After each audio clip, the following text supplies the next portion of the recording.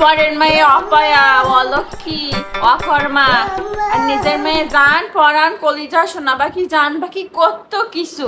তা বলে কি শাশুড়ি মারা, মরার সময় কিন্তু পরের মেয়ে আপনার গালে জল দেবে। আপনার মেয়ে থাকবে পরের বাড়ি, আস্তে আস্তে আপনার শেষ গোসলটা হয়ে যাবে।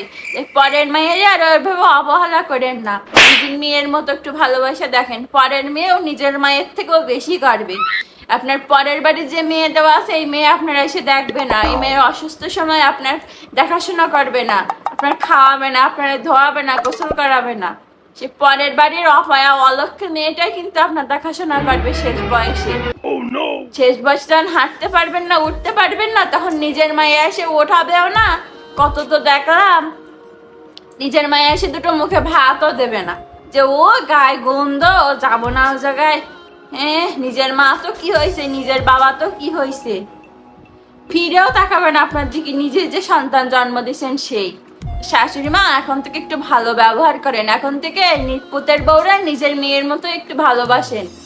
হ্যাঁ, নিজের মেয়ের মতো ভালোবেসে দেখেন, সেই পরের অলক্ষী মেয়েটাই কিন্তু আপনার সব দেখাশোনা করবে, যত্ন করবে, ভালোবাসবে। শেষ সময় কিন্তু সেই আপনার পাশে থাকবে। আপনার নিজের মেয়ে এসে কিন্তু আপনার পাশে থাকবে না। পরের মায়েরা অবহেলা করেন না।